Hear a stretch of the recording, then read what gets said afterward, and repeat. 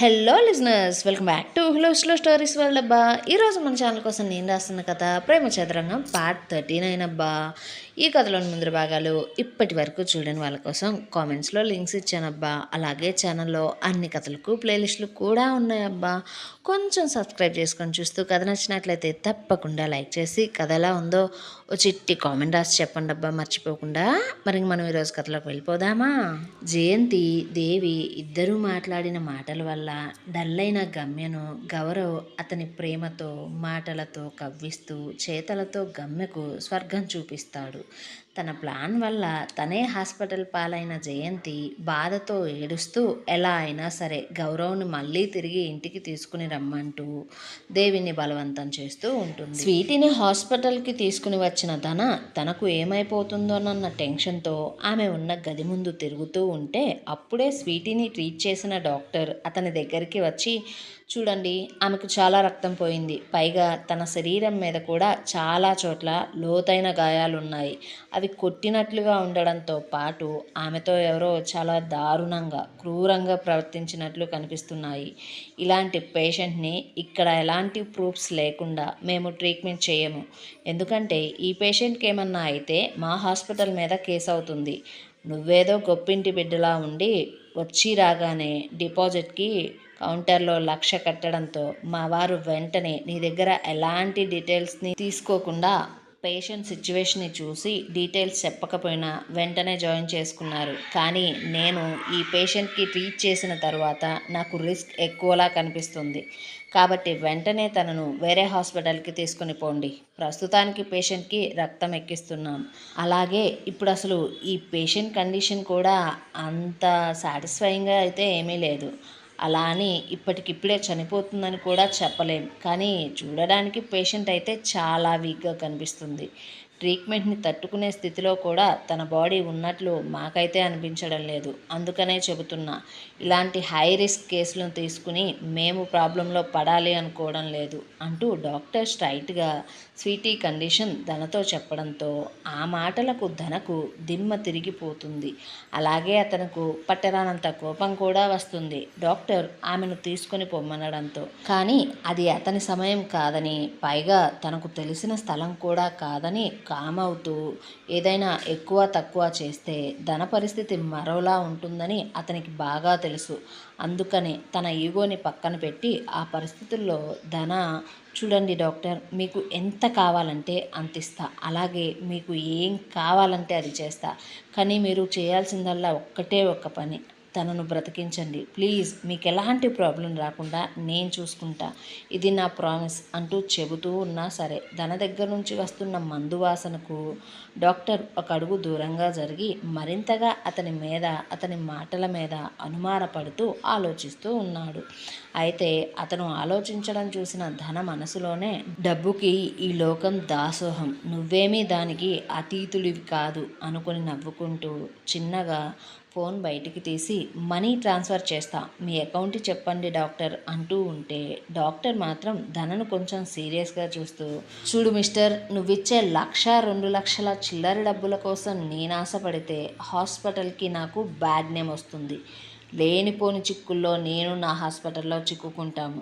నాకు నువ్విచ్చే డబ్బు కోసం రిస్క్ తీసుకుని పేషెంట్ని ట్రీట్ చేసే అంత ధైర్యం కూడా లేదు.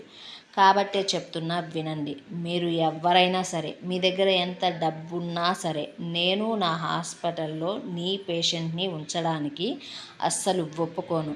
అలాగే మీరు బెదిరించిన బ్రతిమలాడిన నీ పేషెంట్కి ఇంకా ఇక మీదట ఇక్కడ ట్రీట్మెంట్ చేసే పరిస్థితి కూడా లేదు.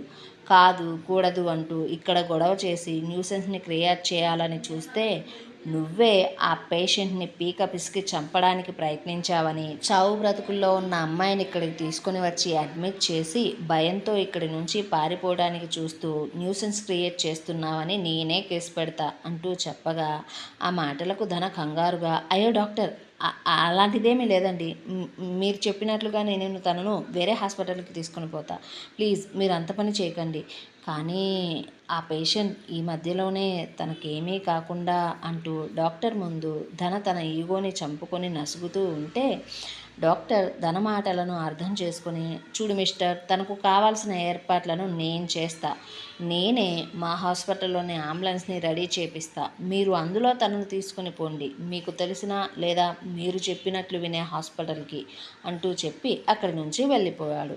అయితే తనకు ఇప్పుడు అసలు ఏం చేయాలో తెలియక ధన తలపట్టుకొని ఆలోచిస్తూ ఉంటే తన ఫ్రెండ్ గుర్తు రావడంతో తన ఫ్రెండ్ అన్న డాక్టర్ అవ్వడం వల్ల తన ఫ్రెండ్కి ఫోన్ చేసి అసలు విషయం చెప్పి ఎలా అయినా సరే స్వీటీకి ఆ హాస్పిటల్లో ట్రీట్మెంట్ ఇచ్చేలా చేయమని అతన్ని రిక్వెస్ట్ చేస్తూ అందుకోసం ఎంత కావాలన్నా ఇస్తాను అంటూ తన ఫ్రెండ్ని చాలా ప్రతిమలాడడంతో చివరికి అతని ఫ్రెండ్ సరే అంటూ హాస్పిటల్ అడ్రస్ చెప్పి ఫోన్ పెట్టేశాడు. ఇంకోవైపు జయంతికి వాటర్ తెచ్చిచ్చిన దేవి డాక్టర్ మళ్ళీ జయంతిని చూడ్డానికి వచ్చినప్పుడు దేవి డాక్టర్ని చూస్తూ మేడం తనను ఇక ఇంటికి తీసుకుని పోవచ్చా అంటూ అడగ్గా డాక్టర్ జయంతిని మరోసారి ట్రీట్ చేసి ఆమెకు కావాల్సిన మందులను అలాగే ఆయింట్మెంట్లను రాసి అవి ఎలా యూజ్ చేయాలో చెప్పి తీసుకుపోమనడంతో దేవి ఆ మందులను తీసుకుని వచ్చి హాస్పిటల్ బిల్ సెటిల్ చేస్తానంటూ చెప్పి రూమ్ నుంచి బయటకు కదిలింది. అయితే బిల్ సెటిల్ చేస్తున్నప్పుడు దేవి అక్కడే ఉన్న మరో కౌంటర్ దగ్గర ధన ఉండడాన్ని చూసి ఆవేశంగా ధన అంటూ పిలుస్తూ అతని వైపు వెళ్ళింది. సుజన్ కేసు వెనక్కు తీసుకోమంటూ మధుమితతో అందుకోసం ఆమెకు ఎంత డబ్బు కావాలన్నా ఇస్తానంటూ అడగ్గా మధుమిత సుజన్ చెప్పిన డీల్ గురించి కొద్దిసేపు ఆలోచించి సుజన్ని చూస్తూ చూడు సుజన్, నీ డబ్బు నాకైతే అవసరం లేదు, నేను నీతో ఏ విషయాన్నైనా సరే స్ట్రైట్గా పోలీసుల ద్వారా కోర్టు ద్వారానే తెలుసుకుంటా. అయినా నేను కేసు గెలిచే అవకాశం ఉన్నప్పుడు నేను ఆ కేసును వెనక్కు తీసుకోవడానికి నువ్వు చెప్పినట్లు వినడానికి నీకేమన్నా నేను పిచ్చిదానిలా కనిపిస్తున్నానా ఏంది? లేకపోతే ఇంకా నేను పాత మధుమితనే అనుకుంటున్నావా అంటూ ఒకలా నవ్వుతూ ఉంటే ఆమె మాటలకు సుజన్ షాక్ అవుతూ ఏంటిది ఇలా అంటుంది, అసలు దీనికి డబ్బంటే పిచ్చి కదా, ఆ డబ్బు కోసం ఇది పడి చేస్తుంది, దేనికైనా సిద్ధపడుతుంది, అందుకోసమే కదా ఇది అసలు తనను ప్రాణంగా ప్రేమించిన విక్రమ్ని కూడా మోసం చేసి వదిలేసి నన్ను పెళ్లి చేసుకోవడానికి సిద్ధపడింది. కానీ ఇప్పుడు ఎందుకు ఈ విధంగా ప్లేట్ని తిప్పేసింది అంటూ మనసులో అనుకుంటున్నా పైకి మాత్రం చూడు మధు, అవకాశం నీ కాళ్ళ దగ్గరకు వచ్చినప్పుడు తన్నుకోవడం అంత మంచిది కాదు కదా. అయినా ఈ రోజులలో కోర్టులు మరీ అంత గుడ్డిగా కూడా ఏమీ లేవు. ఆడపిల్ల ఏది చెబితే అది నమ్మడానికి, ఆమెకు కావాల్సినట్లు తీర్పు ఇవ్వడానికి. అలాగే ఇదేమీ 90s కూడా కాదు, 2020. అందుకనే కోర్టులు కూడా బాగా అప్డేట్ అయ్యాయబ్బా. పైగా ఒక కేసు కోర్టులో కొన్ని సంవత్సరాల పైనే నడుస్తుంది.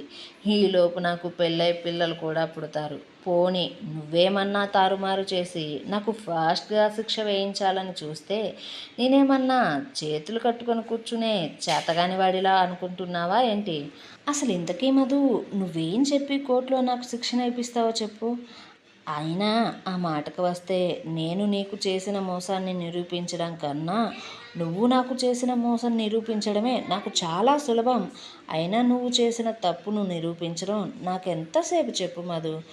ఒకరి తర్వాత ఒకరిని ప్రేమిస్తే దాన్ని కోర్టులో తప్పుగా తీసుకోరేమోలే కానీ ఒకే సమయంలో ఒకరు ఇద్దరిని అంతకన్నా ఎక్కువ మందిని ప్రేమిస్తున్నట్లు, రెండు పడవల మీద ప్రయాణం చేస్తున్నట్లు ఖచ్చితంగా సాక్ష్యాలతో చూపిస్తే కోర్టులో కూడా తప్పుగానే పరిగణిస్తారు. కాబట్టి ఆ తప్పుకు శిక్ష కూడా వేస్తారు. పోనీ నువ్వు ఆడదానివని నేనిప్పుడు నీకు చెప్పిన పాయింట్ మీద శిక్ష వేయకపోయినా సరే, నువ్వు నా మీద పెట్టిన కేసు మాత్రం ఇప్పుడు నేను చెప్పిన పాయింట్ వల్ల కేసు అయితే వీక్ అయిపోతుంది కదా. సో నువ్వు ఇప్పుడు ఏదో నా మీద కేసు పెట్టేశానని, అందువల్ల వీళ్ళు భయపడతారని, నేను అడిగితే ఏదైనా చేస్తారని ఎక్కువగా ఊహించుకొని కలలు కంటే మాత్రం నీకే ప్రమాదం మధు అంటూ సుజన్ కూడా ఆమెకు ధీటుగా సమాధానం చెప్పి మధుమిత సమాధానం కోసం ఎదురు చూడగా మధుమిత సుజన్ చెప్పిన ప్రతి మాటను వింటుంటే అతను తీసిన లాజిక్కి తనకు ఫీజులు ఎగిరిపోయాయి.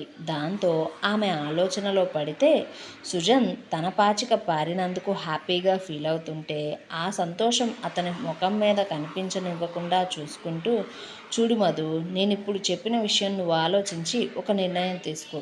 కావాలంటే కొంచెం టైం కూడా తీసుకో. నువ్వు ఏ డిసిషన్ తీసుకున్నావో నాకు 2 డేస్లో ఫోన్ చేసి చెప్పు అంటూ అక్కడి నుంచి బయలుదేరాడు. ఇంకోవైపు ప్రగతి గౌరవ్ ఇంటికి వెళ్ళి గౌరవ్ అమ్మ వంటగదిలో వంట చేస్తుంటే ఆమె దగ్గరకు పోయి, అత్తయ్య ఇప్పుడు వీకెండ్ కదా, నాకు అక్కని చూడాలని ఉంది, పైగా 2 రోజులు సెలవులు కూడా ఉన్నాయి కదా, అందుకే నేను అక్క దగ్గరికి పోతాను అంటూ అడగ్గా అందుకు గౌరవ్ అమ్మ కూడా సరే అంటూ చెప్పగా ప్రగతి చాలా ఫాస్ట్గా రెడీ అయ్యి గమ్య దగ్గరకు బయలుదేరింది. మధుమిత కోసం ఆమె ఉండే హాస్టల్ దగ్గరకు వెళ్ళి తన కోసం ఎదురు చూస్తుంటే మధుమిత ఎంతకీ రాకపోవడంతో 3-4 గంటల పైనే చూసిన విక్రమ్ రూమ్కి తిరిగి వెళ్ళిపోయి అదే విషయాన్ని ప్రగతికి ఫోన్ చేసి చెప్పగా ప్రగతి గమ్య విల్లా దగ్గరికి వచ్చినట్లుగా ఇంకో 5 నిమిషాలలో ఆటో దిగుతా అంటూ చెప్పి, బావా రేపు ఉదయం హాస్టల్ దగ్గరికి వెళ్ళు, నువ్వు ఎలా అయినా సరే ఈ విషయం పూర్తిగా తెలుసుకో, అది ఇప్పుడు మనకు చాలా అవసరం, ఒకవేళ ఆ మధుమిత మాత్రం నీకు సరైన సమాధానం ఇవ్వకపోయినా నువ్వు అంతటితో ఆ విషయాన్ని అసలు వదిలిపెట్టకు బావా, కావాలంటే ఆఫీస్కి 4 రోజులు సెలవు పెట్టైనా సరే పూర్తిగా తనను ఫాలో అవుతూ ఉండు, నాకెందుకో 100% ఈ పనికి కారణం మధుమితనే అనిపిస్తుంది అంటూ చెప్పి ఫోన్ పెట్టేసింది. దాంతో విక్రమ్ చాలాసేపు ప్రగతి చెప్పిన దాని గురించి ఆలోచిస్తూ విక్రమ్ మధుమితకు ఫోన్ చేయగా ఆమె ఫోన్ నెంబర్ పనిచేయడం లేదు. దాంతో విక్రమ్ చేసేదేమీ లేక అతని ఫ్రెండ్కి ఫోన్ చేసి అతని ఆఫీస్లో ఉన్న మధుమిత ఫ్రెండ్ దగ్గర మధుమిత నెంబర్ని సంపాదించి తనకు ఇవ్వమంటూ చెప్పాడు. ఇంకోవైపు తన జీవితంలో జరుగుతున్న ఈ సంఘటనలు ఏమీ తెలియక గౌరవ్ గమ్య మాత్రం వారి కలయిక వల్ల చాలా అలసిపోవడంతో వారిద్దరి ప్రేమ సరాగాలు ముగిసిపోయిన వెంటనే ఒకరినొకరు కౌగిలించుకొని అలాగే నిద్రలోకి జారిపోయారు. గమ్య గౌరవ్ గుండెల మీద తలపెట్టుకుని హాయిగా నిద్రపోతుంటే గౌరవ్ ఆమెను ఒక చేతితో కౌగిలించుకుని నిద్రపోతున్నాడు. వారు పడిన శ్రమకు గుర్తుగా వారి శరీరాల మీద గాయాలు వారి ప్రేమ గుర్తులుగా మిగిలిపోయాయి. ఇంతలో ఆ ఇంటి డోర్ బెల్ శబ్దం రావడంతో పనివారు వెళ్ళి డోర్ తీసి ఎవరండి మీరు అంటుంటే ప్రగతి పనివారిని చూస్తూ నేను గమ్య చెల్లిని, అక్క ఎక్కడా అంటూ అడుగుతూ లోపలికి అడుగులు వేస్తూ కళ్ళతోనే ఆ ఇంటి మొత్తాన్ని గమ్య కోసం సోదా చేస్తుంటే పని మనిషి మాత్రం అమ్మగారు అయ్యగారు వారి గదిలో ఉన్నారండి అంటూ గమ్యకు వాటర్ తీసుకుని వచ్చిచ్చి అమ్మగారిని తీసుకొని వస్తా అంటూ అక్కడి నుంచి వెళ్ళిపోతుంటే ప్రగతి ఆమెను ఆపుతూ, చూడండి మా అక్క ఫోన్ 2 డేస్ నుంచి కలవడం లేదు, అలాగే తను నాకు 2 రోజుల నుంచి అసలు ఫోన్ కూడా చేయడం లేదు, మా అక్క ఫోన్కి ఏమైంది, అసలు మీ సార్ మా అక్కతో ఎలా ఉంటాడు, వాళ్ళిద్దరి మధ్య ఏమన్నా గొడవలు జరుగుతున్నాయా, వారిద్దరూ ఇంట్లో మంచిగానే ఉంటారా, ఈ విషయాలు మీకేమన్నా తెలుసా అంటూ అడగడంతో పని మనిషి ఇబ్బందిగా ప్రగతినే చూస్తూ ఉంది.